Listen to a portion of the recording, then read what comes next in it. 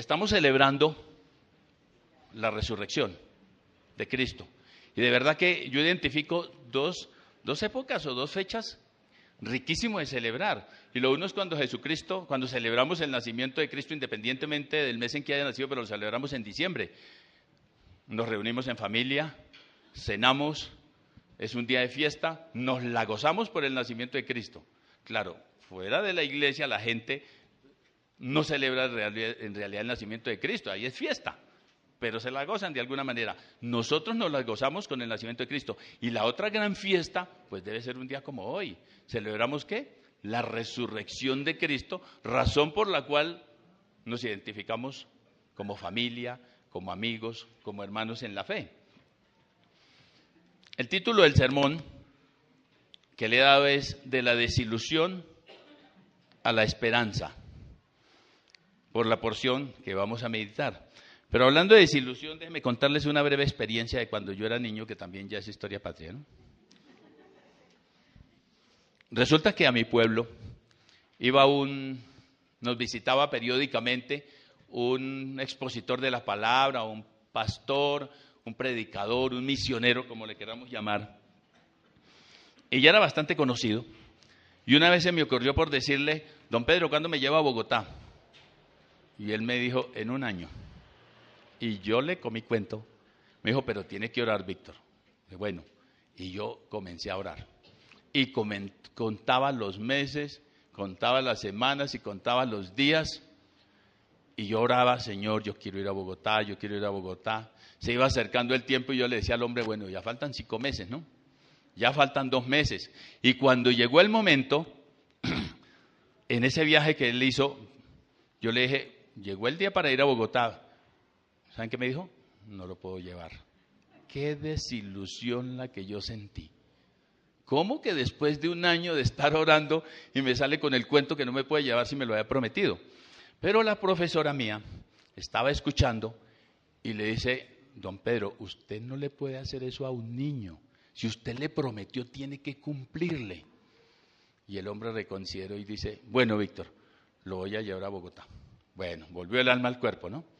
Pero yo quería venir a Bogotá porque aquí vivía un tío a quien yo apreciaba mucho y ya estaban unas de mis hermanas aquí en Bogotá. Entonces dije: no, yo quiero ir, conocer Bogotá y saludar a mis hermanas. Pero cuando nos vinimos, cogimos el bus. ¿Y cuál sería bueno, yo tenía idea, pero no fue tanta sorpresa como mi desilusión otra vez, que para llegar a Bogotá, el hombre se vino visitando iglesias en las provincias y nos demoramos 20 días en llegar a Bogotá. Eso era un poco desilusionante. Pero cuando llegamos, pues qué alegría, otra vez vuelve el alma al cuerpo, vuelve el alma al cuerpo, con qué ilusión, y pude disfrutar una estadía aquí en Bogotá. En la época de Jesús, cuando Él resucita un día como hoy, a raíz de los eventos, los discípulos quedaron en una desilusión, en una frustración tan profunda, porque ellos no habían comprendido quién era Jesús. Ellos tenían una esperanza equivocada. Ellos creían, como más adelante vamos a ver, que Jesús tenía un propósito muy diferente al cual Él vino a la tierra. Y tenían entonces esa esperanza en Él, y cuando les eliminan a su líder, pues qué frustración. Es probable que en la tarde de hoy alguno de ustedes no tenga esa esperanza fortalecida. Y lo digo porque yo charlo con algunas personas y cuando me pongo a hablarles de cuando Jesucristo venga por segunda vez y le quiero hacer imaginar lo que es cielos nuevos, tierra nueva donde more la justicia, y me dice: pero ¿tú sí crees todo eso? Yo creo en Cristo, que vino, murió por mí, que soy salvo, que soy salva, pero creer en todo eso me cuesta mucho trabajo. Entonces yo lo que quiero en el día de hoy es, como a través de esta enseñanza, que fortalezcamos esa esperanza que tenemos en Cristo. Y me incluyo porque es que a mí me pasa, o recuerdo lo que dice el apóstol Pedro: ustedes ya lo saben, pero es necesario que se los recuerde. Así que el que tenga la esperanza así bien fortalecida, pues manténgase en la esperanza. Y el que no, espero que la enseñanza que que el Señor me permite exponer hoy contribuya para que en usted desaparezca ese temor, esa duda y de verdad se aferre a lo que el Señor Jesucristo nos ofrece.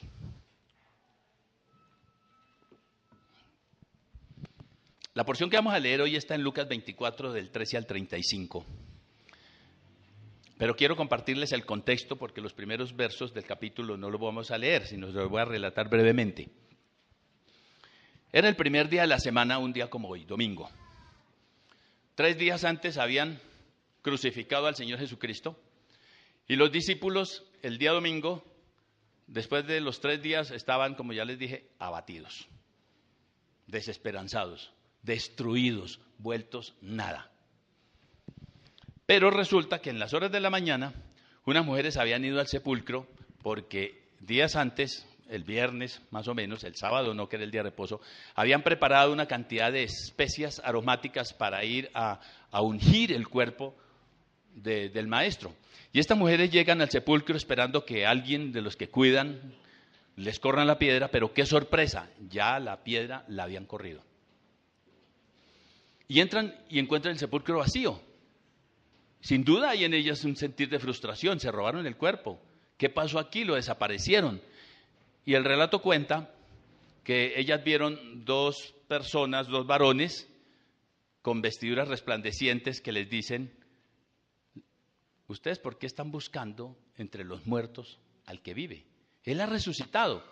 Y se regresan al lugar donde están todos los demás amigos allá vueltos nada de la angustia a contarles. Y cuando Pedro escucha, dice el escritor, entonces él sale corriendo para el sepulcro y verifica que realmente está vacío. Aquel mismo día, dice la escritura en el versículo 13, 2 de ellos se dirigían a un pueblo llamado Emaús, más o menos a 11 kilómetros de Jerusalén. Iban conversando sobre todo lo que había acontecido ese fin de semana. Sucedió que mientras hablaban y discutían, miren lo que pasó, Jesús mismo se acercó y comenzó a caminar con ellos. Pero no lo reconocieron, pues sus ojos estaban velados. No pudieron identificarlo, Dios permitió que no lo identificaran. ¿Qué vienen discutiendo por el camino?, les preguntó. Ellos se detuvieron cabizbajos y uno de ellos, llamado Cleofas, le dijo, ¿eres tú el único peregrino en Jerusalén que no se ha enterado de todo lo que ha pasado recientemente? Pues imaginen que en Jerusalén estaban celebrando la Pascua, entonces todos los judíos de diferentes partes del mundo conocido del Imperio Romano estaban en Jerusalén, o sea que eso no había hospedaje en ninguna parte como sucedía esta semana en los pueblitos de Tierra Caliente, lleno de gente porque era una fiesta. Y entonces los judíos, los líderes religiosos, aprovecharon la circunstancia y entregaron a Jesús a los romanos y fue cuando lo crucificaron. ¿Qué es lo que ha pasado?, les pregunta Jesús. Y ellos dicen, lo de Jesús de Nazaret. Miren el concepto que tenían de Jesús sus discípulos.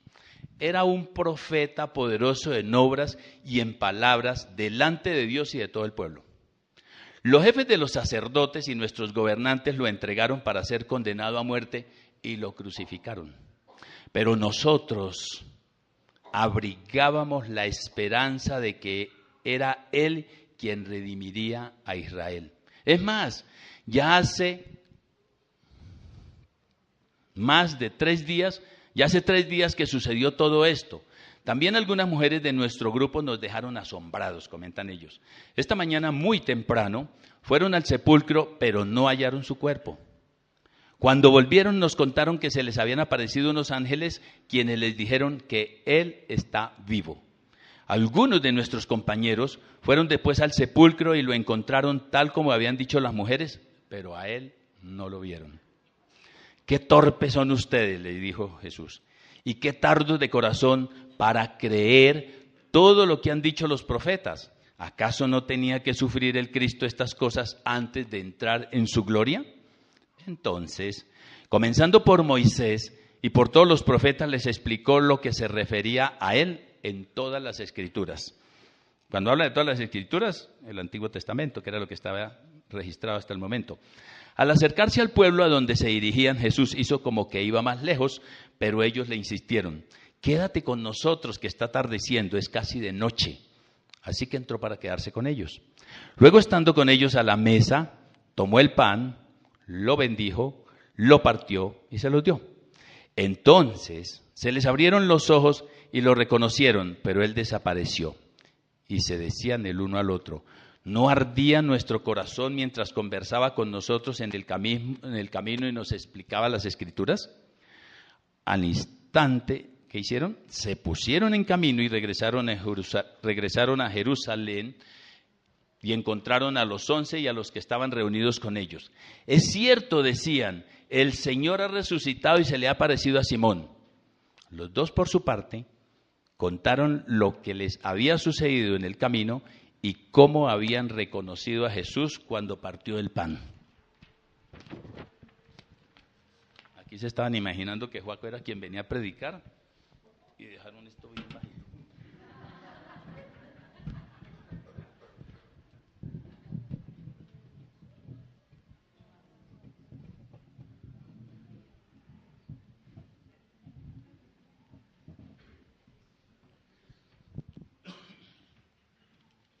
Entonces miren cómo una equivocada comprensión sobre Jesús lleva a estos muchachos a la desilusión. ¿Qué sabían de Jesús sus discípulos? Pues 3 años caminando con él, tenían que tener buena información o buen conocimiento de lo que Jesús era. Él les había dicho en una ocasión: mi reino no es de este mundo. Pero ellos no entendieron eso. Jesús seguramente sin duda, les estaba diciendo: no esperen que yo venga aquí a sacar a los romanos volando, ¿no? Mi reino no es de este mundo. Pero ellos no alcanzaban a dimensionar esas palabras de Jesús, a pesar de conocer las Escrituras, porque en ese momento estaban las diferentes sectas que enseñaban la ley. Claro, la enseñaban con tradiciones, entonces como quien dice, diluían la palabra, pero tenían la ley, tenían los salmos, tenían los profetas, donde registra todo lo que tenía que suceder, que vendría un Mesías, que vendría y sufriría, pero que resucitaría. Muchos aspectos de la vida de Jesús están registrados en el Antiguo Testamento, y ellos lo conocían. Sin embargo, no comprendían bien quién era Jesús. Vieron los milagros que Jesús hizo, como que resucita muertos, alimenta a millares de personas con 3 panes o 3 peces y 2 panes, no recuerdo bien la cifra, sanó a distancia y cerca. ¿Cuántas personas estaban lejos y él las sanaba? Hizo cantidad de milagros, hizo que Pedro caminara por encima del agua, pero eso no fue suficiente para que ellos comprendieran quién era Jesús, y el concepto que tenían de él seguía equivocado. Observaron lo que estaba escrito, sus padecimientos y su muerte, y a pesar de eso no reaccionaban. El mismo día escucharon el testimonio de las mujeres. Encontraron el sepulcro vacío de lo que les habían dicho los ángeles. ¿Ustedes por qué buscan entre los muertos al que vive? Él ha resucitado. Pero eso lo escuchaban como si nada. Lo oían, pero no lo escuchaban. Sabían que Pedro ese mismo día, en horas de la mañana, había ido al sepulcro y no había encontrado el cuerpo. O sea, no habían comprendido verdaderamente quién era Jesús, a pesar de todo lo anterior. Y hoy es posible que entre nosotros alguno no haya comprendido realmente quién es Jesús.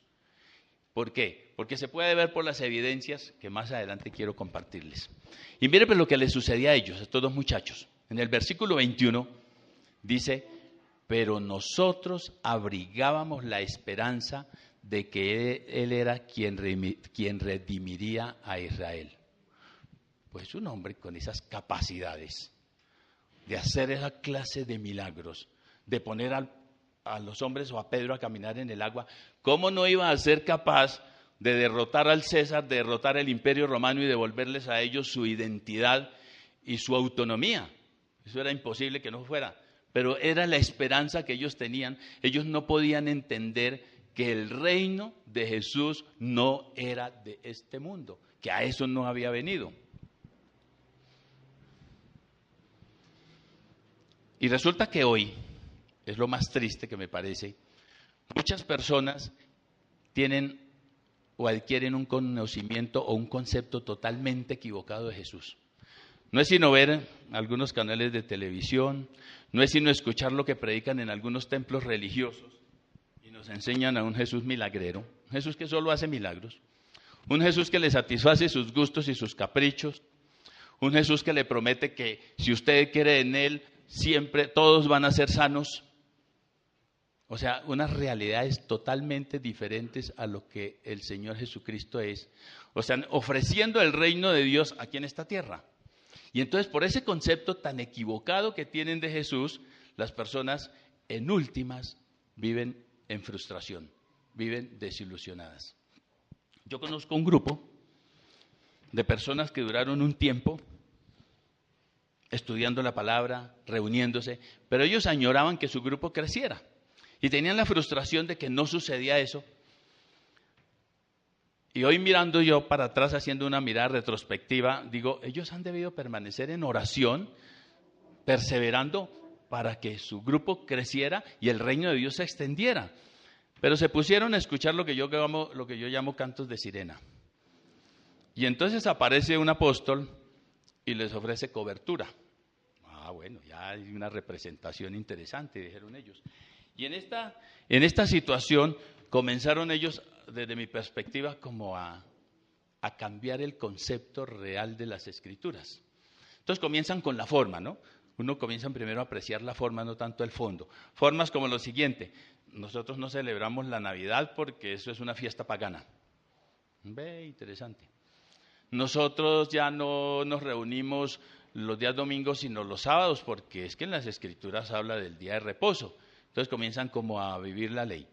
Y como llevan ya varios tiempos, ya sé de personas que han llegado a decir, algunos ya se han salido, han llegado a decir, ya no quiero que me hablen de apóstoles, no quiero que me hablen de profetas, y yo no sé si de Jesucristo. Después de ser personas que tenían su fundamento en la palabra. ¿Por qué? Por escuchar lo que no deben, por no fundamentar, por no mantenerse firmes en la enseñanza de los apóstoles y del Señor Jesucristo, y por escuchar lo que no deben escuchar. Y entonces la gente encuentra frustración y encuentra desesperanza. Y algunos de estas personas que se reúnen en estos templos donde les hablan de ese mensaje cristiano totalmente diluido y barato, digo yo, se desilusionan cuando se enteran que el Dios de los cielos, que el Jesucristo resucitado, es un Dios que exige transparencia en los negocios, por ejemplo. No, eso no era lo que yo me esperaba. Yo esperaba que Dios me bendijera en todos los aspectos y me prosperara. Cuando exige pureza sexual, se frustran, se desilusionan. Cuando exige amar al cónyuge hasta que la muerte los separe. Y lo más duro es que hoy, por cualquier circunstancia a ustedes les consta, existen los divorcios, existen las separaciones. Se desilusionan de Jesús cuando encuentran que exige amarle a Él más que al novio o a la novia, que al esposo o a la esposa, que a los hijos, que a los padres. Exige eso. Y se desilusionan porque han aprendido o han adquirido un concepto totalmente equivocado de Jesús. Lo que le sucedió a estos dos muchachos. Cuando un día como hoy, observan o analizan lo que sucedió el fin de semana y le acaban con el líder, ¿qué pueden pensar ellos? Esto se acabó, ya no hay nada que hacer, ya quién nos va a rescatar, seguimos otra vez bajo el dominio de los romanos, venimos atrás de los griegos, de los medos, de los persas, del imperio babilónico que fue más atrás, o sea, la total frustración y desilusión. ¿Y qué comenzaron por hacer? Separarse del grupo. Yo no sé qué se pasaría en el grupo cuando estaban todos y ellos dijeron, nos vamos, de pronto algunos, no se vayan, quédense con nosotros.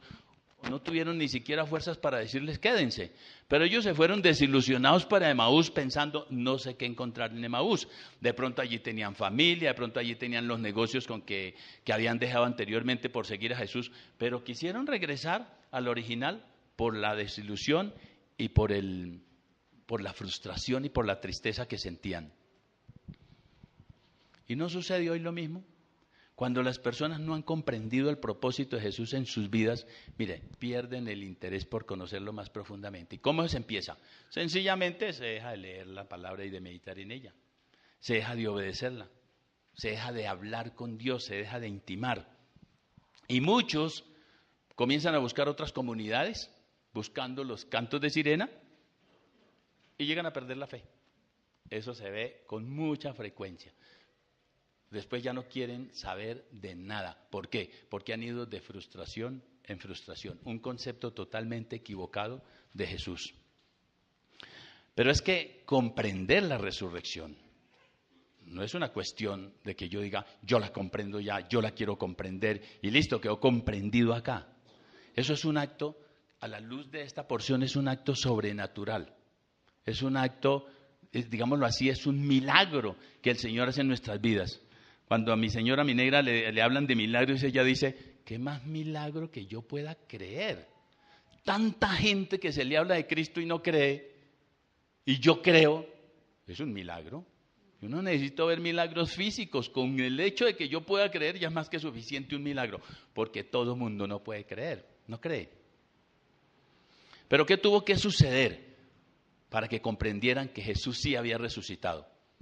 Algo interesante es que Jesús sí se preocupa por nosotros hoy, y en ese momento con ellos Él mismo toma la iniciativa, y cuando estos muchachos iban caminando, charlando de lo que había sucedido, Jesús se les mete en el camino, se les aparece y se junta con ellos, y ellos le permiten hablar y le permiten participar, porque Él les dice, ¿de qué están hablando? Y es cuando le dice, usted es el único que estando en Jerusalén no se entera de lo que ha sucedido. Entonces, en otras palabras, usted es el único dormido. ¿Usted dónde estaba? Si viene de Jerusalén, ¿dónde estaba? Si todo el mundo lo sabe. Y entonces les dice, ¿pero de qué cosas?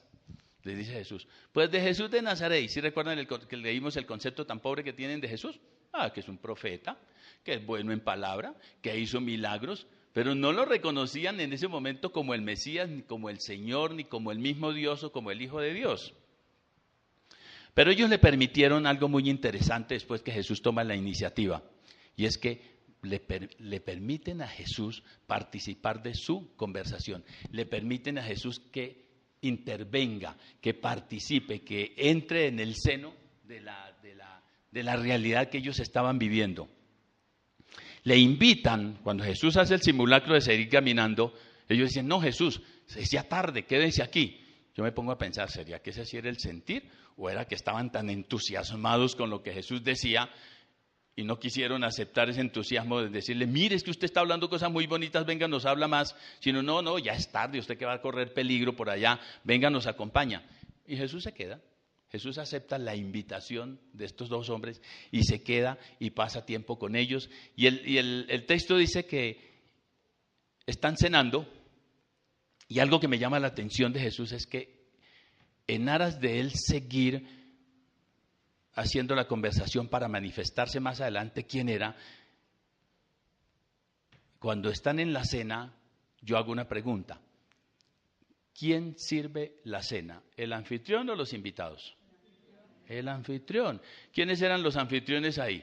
Pues estos dos muchachos. Pero mire que Jesús, dice el escritor, que Jesús toma el pan, lo bendice, eso debería hacerlo el anfitrión, lo parte y se lo da.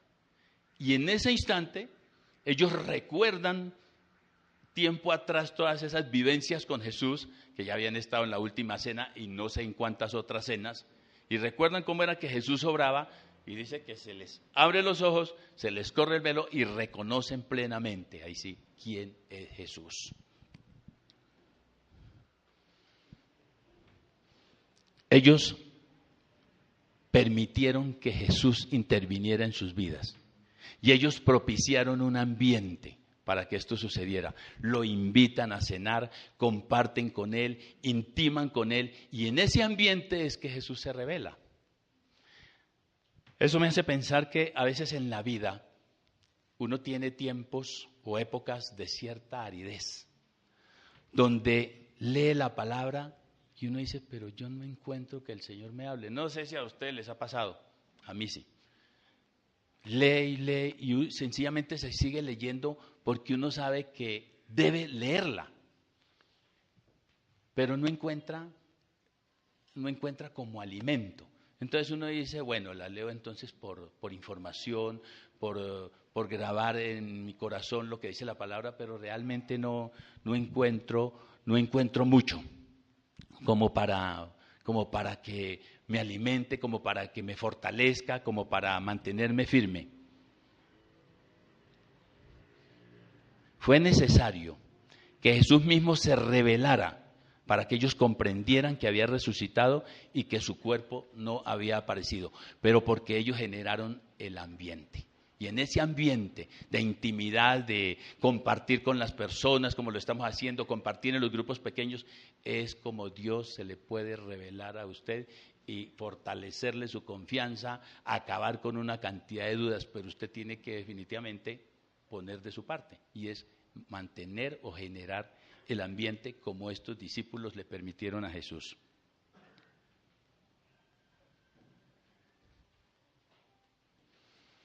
¿En qué les cambió la vida a estos dos señores el milagro de que Cristo se les hubiera revelado? Miren, creyeron que Jesús era, ahí sí creyeron de verdad, que Jesús era el verdadero Mesías. Ahí sí comenzaron a comprender y a decir, ve lo que nos había dicho, que tenía que ser entregado a los pecadores eran los romanos, los no judíos, que tenía que ser crucificado, que tenía que morir, que tenía que enfrentar la muerte y que tenía que resucitar. Ahí sí comprendieron. Pasaron de la desilusión a la esperanza. ¿A cuál esperanza? El Señor vive, no murió. Si murió, ha resucitado.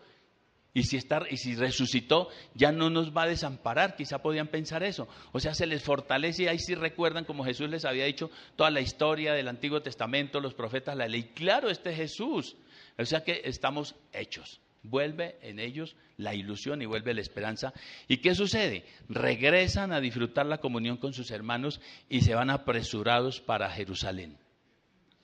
Porque es que la experiencia de comprender la resurrección de Jesús genera cambio en la vida de estos dos señores. En la vida nuestra, sin duda, cuando usted ha comprendido la resurrección de Cristo, ha podido evidenciar y experimentar cambios. Cuando usted ha dimensionado la esperanza que tenemos en Cristo, usted tiene que haber evidenciado esto. Y yo recuerdo tiempo atrás cuando escuchaba a algunos expositores de la palabra que decían que tenían que compartir a otros de Cristo. Y entonces el verbo que utilizaban es: usted tiene que predicar, usted tiene que evangelizar, usted tiene. ¡Qué carga tan pesada! O sea que si yo iba a una reunión de estas y escuchaba la palabra, en vez de salir como libre, como descansado, como esperanzado, saliera con una carga encima y un sentimiento de culpa terrible. Pero el asunto es que usted no tiene que evangelizar, usted no tiene que hablar de Cristo. Increíble lo que le estoy diciendo, ¿no? El asunto es que cuando usted comprende la resurrección, usted habla sin tener que hablar. Es que usted no puede callar, porque es su vivencia. Y espero que lo haya experimentado.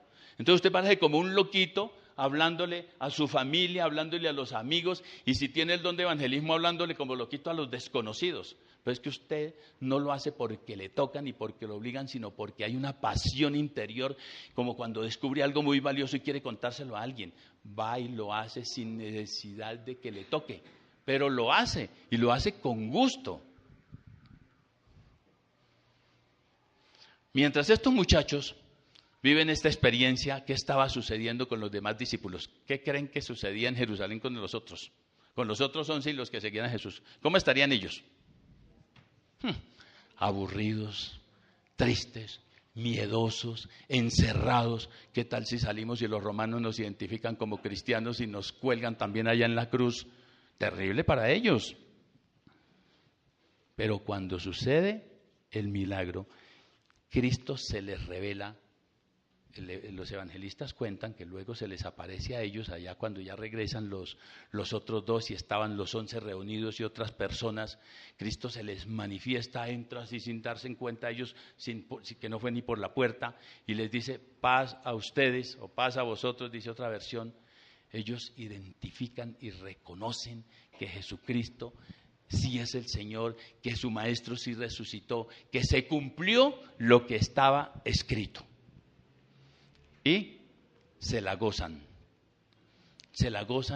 y ahí sí salen y se van para Galilea. Ahí sí no tuvieron miedo y Jesucristo les había dicho, nos vemos en Galilea. ¿Recuerdan que les dije? En Betania. Y se van para Betania, que es donde viven la experiencia de que Cristo les encarga de predicar el Evangelio y lo ven ascender a los cielos. Pero antes de eso, cuando Cristo se les aparece y ellos son conscientes, ellos dicen un verso que nosotros repetimos aquí y queremos aprenderlo bien en un día como hoy. Ellos dicen, el Señor ha resucitado. ¿Qué más dicen? Ha resucitado de veras. Volvamos a decir, el Señor ha resucitado de veras. O sea, ellos ahí sí se convencieron, no es que el cuerpo lo hayan desaparecido, es que el Señor resucitó. Y ese gozo fue tan grande que dejaron el terror, dejaron el miedo. Pero no porque alguien les dijera, no sean miedosos. No, es que eso surgió automáticamente en ellos al comprender la resurrección. Yo quiero decirles que si alguno de ustedes no está experimentando el gozo que produce comprender la resurrección de Cristo, pues pídale al Señor que se le revele. Y el Señor lo hará, eso sí está garantizado. Si usted busca de corazón al Señor, Señor, no entiendo, no comprendo, me cuesta trabajo entender. Mire, el Señor en su bondad, en su compasión, en su misericordia, se lo hará entender.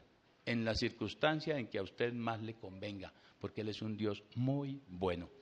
Pídale al Señor que le dé entendimiento, pero sobre todo genere el ambiente para que el Señor se manifieste. A veces nosotros los cristianos no lo generamos y pasamos días fríos, pero cuando sucede eso, uno encuentra en la palabra y unos como que los versículos, yo creo que a usted les ha pasado lo mismo que a mí, hay unas porciones que como que saltan y dicen, uy, esto es para mí, en esta circunstancia esto es para mí. Es el Señor manifestándose. Cuando hay una exposición como la que hoy estoy diciendo, es posible que todo no se les quede a ustedes en la mente, pero es posible también que digan, uy, esto que dijo el expositor, esto es para mí en esta circunstancia. Es el Señor hablando. ¿Por qué? Porque estamos en un ambiente donde el Señor se puede revelar. Cuando ellos comprendieron realmente la resurrección, pasaron de la desesperanza ¿a qué? O la desilusión a la esperanza.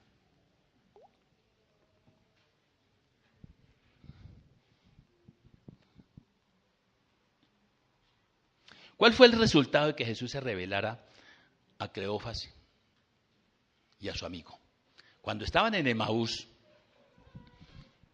la porción nos enseña, tan pronto ellos comprendieron que su líder sí había resucitado, se dijeron, ¿y no nos ardía el corazón cuando nos pasaba por todos los profetas, los salmos y la ley?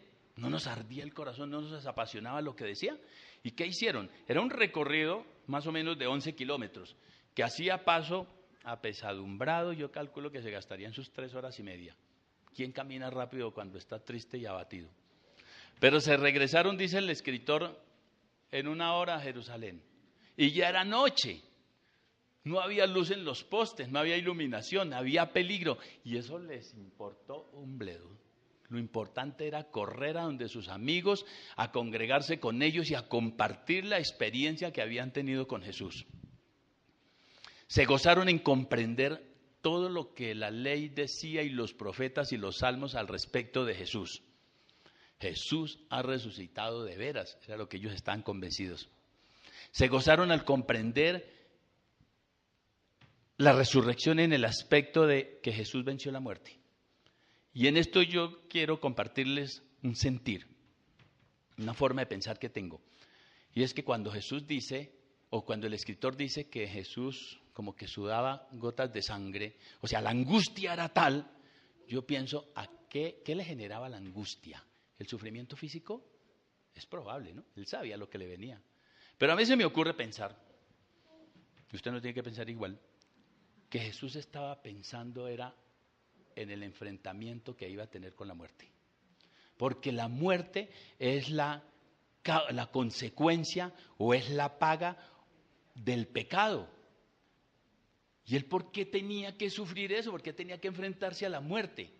Para él yo creo que era como la derrota, ¿no? Era la aparente derrota de Jesús. O sea, la muerte es la derrota. Y Jesús ahí, los demás lo podrían ver derrotado como lo vieron sus discípulos. Claro, él sabía lo que le iba a suceder. Pero enfrentarse a la muerte tenía que ser terrible. El asunto es que ellos comprenden que Jesús venció la muerte, que la muerte no lo pudo retener, que Jesús resucitó. Y al ver ellos a Jesús resucitado y ver que la muerte no le afectaba a Jesús y que la muerte no les iba a afectar a ellos, porque nosotros los que hemos puesto nuestra confianza en Cristo no nos va a afectar la muerte eterna. Sí vamos a morir, pero vamos a resucitar con Cristo. Pero lo que habla el Apocalipsis o lo que hablan los apóstoles de la muerte eterna, que es la separación de Dios, no les iba a afectar a ellos, bueno, como a nosotros. Pues eso tiene que traer regocijo y fortalecer nuestra esperanza, porque ya no vamos a pasar por ese juicio, como dice la Escritura, porque Cristo fue el que pasó por ese juicio y fue el que pagó. Entonces yo creo que es terrible para Jesús pensar en enfrentarse a la muerte, así supiera que le iba a vencer. Pero tuvo que ser una experiencia supremamente terrible para él.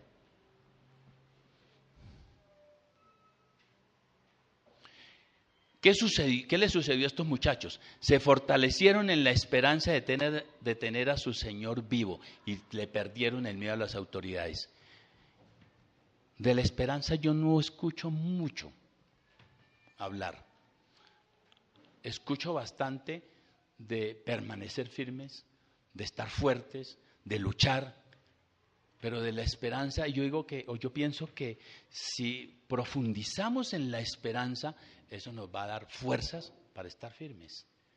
Y es que dentro del mismo pueblo cristiano yo he hablado con algunas personas y me dicen, mire, cuando yo me pongo a hablarles de la esperanza, ¿no?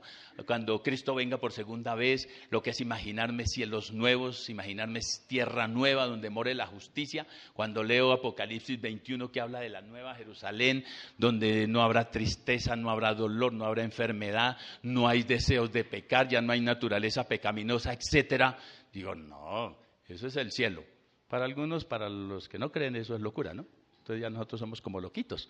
Pero es que acuérdense que el mensaje de la cruz es locura para los que no creen. Eso está escrito también. Pero entonces algunos cristianos dicen, mire, a mí se me facilita creer que Cristo es el Señor, que Cristo murió por mí y que soy salvo. Pero Víctor, creer en todo eso que usted se imagina me cuesta mucho trabajo. Y yo digo, vale la pena creer porque si usted cree en la esperanza que está escrita, va a fortalecer su fe. Y cuando vengan las dificultades, cuando vengan las pruebas, usted se va a mantener firme, porque lo que nos mantiene firme es la esperanza en Cristo. Porque si no tenemos esperanza, ¿para qué luchamos? ¿Ustedes se han puesto a pensar qué sería de nosotros si hoy Jesucristo no hubiera resucitado? ¿Qué sería de nosotros hoy si siguiéramos a ese Jesús como los maometanos siguen a Mahoma? Mahoma no resucitó. ¿Cuál será la esperanza de ellos? Bueno, tienen una serie de buenas normas, sin duda, para vivir aquí en estos 70, 80, 90 años que Dios les da. O si nosotros siguiéramos a Jesús como los budistas siguen a Buda, o inclusive como los mismos judíos siguen al Creador, a Dios, que no han podido creer que Jesucristo es el Señor. Entonces la esperanza de ellos todavía está en que venga el Mesías a redimirlos y a formarlos como nación. Esa es la esperanza que ellos tienen. Un Mesías político, un Mesías militar de pronto que venga y nos dé otra vez la identidad como pueblo poderoso como antes fuimos, que todas las naciones nos rendían pleitesía, que nos tenían terror, nos tenían miedo y ahora somos, yo no sé, el hazme reír como está escrito. Ahora somos un pueblo que no tenemos identidad. Esa es la esperanza de alguno de ellos. ¿Qué sería de nosotros si Jesús no hubiera resucitado y estuviéramos acá? Podrían seguir llamándonos cristianos, ¿cierto? Sí, cristianos. Pero nuestra fe sería inútil. ¿Para qué la fe en un muerto? ¿Qué esperaríamos de un muerto? Nada podemos esperar de un muerto. Y seríamos dignos de conmiseración, de lástima, como nosotros debemos sentir conmiseración, misericordia, yo no sé si quepa el término lástima, por aquellas personas que no creen en Cristo y tienen la condenación asegurada por no haber creído. ¿No debemos sentir dolor por ellos? Así sería con nosotros si creyéramos en un Cristo que no resucitó. Y hay algo duro. Nuestras culpas seguiríamos cargándolas nosotros, porque ¿quién tendría la capacidad de perdonarnos? ¿Un muerto? ¿Nos puede perdonar? No. No seríamos ni libres del pecado ni de la muerte. Ahí sí que tendríamos derecho a tenerle terror a la muerte, como muchos que no conocen a Cristo le tienen terror. Yo hablo con algunas personas de la muerte y me dicen, uy, Víctor, calle, de eso no hable. Pero entre nosotros los creyentes, ¿cuál es el temor en hablar de la muerte? Si como Pablo dice, para mí el vivir es Cristo y el morir ganancia. Todo lo que va a suceder es que dejo toda esta vida de dificultades. A veces me pongo a pensar en Lázaro. Cuando pensamos que la persona muere y va a la presencia de Dios, voy a suponer por un momento que Lázaro murió y estaba en la presencia de Dios. Y es que escucha esa voz de Jesucristo que dice, Lázaro, ven. Señor, yo no quiero resucitar, yo quiero quedarme aquí, yo le estoy pasando muy bien. Pero el pobre Lázaro tuvo que resucitar para que pudiera ver el testimonio de que Jesucristo era Dios. No conoceríamos el amor de Dios, no existiría la iglesia y no podríamos estar disfrutando lo que disfrutamos hoy. Y hablo de disfrutar porque yo espero que usted esté disfrutando la reunión o la comunión o el compartir con los hermanos como yo me la gozo. Yo me la gozo en los grupos pequeños. Y tengo muchos amigos, como ya les dije, por los grupos pequeños. Yo me gozo de poderlos saludar a cada uno de ustedes y cuando les expreso que me da gusto verlos es de verdad. Cuando nos saludamos, cuando nos damos ese abrazo, cuando podemos gozarnos con las buenas noticias y abrazar al otro y consolar o guardar silencio mediante un abrazo cuando hay una noticia triste. Eso es compartir y eso es gozarnos la vida cristiana, porque la vida cristiana en medio de las dificultades es para gozárnoslas, pero por la esperanza que tenemos o la certeza que tenemos de un Cristo vivo. Si Jesucristo no hubiera resucitado, no tendríamos esperanza. Estaríamos viviendo como otras personas, bajo una serie de normas, y estaríamos diciendo, como decían en la antigüedad, comamos y bebamos que mañana moriremos. Pero como esa no es la realidad, hay una eternidad, hay una resurrección, que es un hecho, cuando Cristo venga vamos a resucitar todos, creyentes y no creyentes. Entonces qué rico tener la esperanza en que un día vamos a disfrutar con el Señor Jesucristo y que nuestro Señor, el Rey de Reyes, el Señor de Señores, vive y permanece para siempre. A ver, para usted que vive como si no comprendiera como si no hubiera comprendido la resurrección de Cristo y no tiene esa esperanza, yo le invito que le pida a Dios que le ilumine y Él lo va a hacer, garantizado. Y más vale que lo haga, ¿no? Para que pueda disfrutar la vida en familia, la vida cristiana, para que pueda disfrutar una esperanza. Y para usted que disfruta de la resurrección de Cristo, ¿cuál es la invitación? Mantenga el ambiente. Así de sencillo, mantenga el ambiente para que el Señor se le viva revelando y cuando usted lea las Escrituras encuentre alimento. ¿Y por qué digo mantenga el ambiente? Porque es que Dios es fuente eterna de paz, de gozo, de sabiduría, de todo lo que usted necesite. Todo lo bueno, Él es fuente inagotable. Mantenga el ambiente para que usted lo disfrute permanentemente. Disponga el tiempo para leer las Escrituras, disponga el tiempo para hablar con Dios, disponga el tiempo para congregarse, reunirse. Y por eso es que nosotros insistimos en los grupos pequeños, para que usted lo disfrute. Ahora, puede que en algún grupo usted vaya a encontrar personas difíciles. Sí, eso todos no somos perlitas para caerle bien a los demás. Pero ahí es donde usted va a poder evidenciar cómo Dios le puede dar la gracia de amar y hasta de gustar de esas personas difíciles. Dios hace esas cosas imposibles. Y para terminar, para que si alguno se me está durmiendo se me despierte, ya le digo que para terminar, observe estas evidencias, son algunas de que Dios está haciendo el milagro en su vida de revelarse como Jesucristo resucitado. A ver, si usted ha comprendido, lo que quiero decir es, si usted ha comprendido la resurrección de verdad, puede disfrutar de algunas de estas evidencias, o de estas. Mire, añora estar en compañía o en comunión con sus hermanos en la fe. Añora. Le parece agradable, delicioso encontrarse con sus hermanos. Entonces viene a las reuniones, asiste a los grupos pequeños, llama por teléfono, invita, se deja invitar, sirve, se deja servir, participa.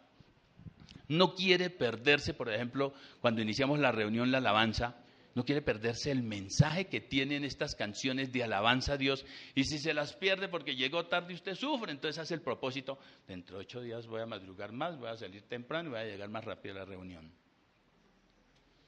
Añora congregarse con los demás para escuchar la exposición de la palabra, que es lo que estamos haciendo. Añora.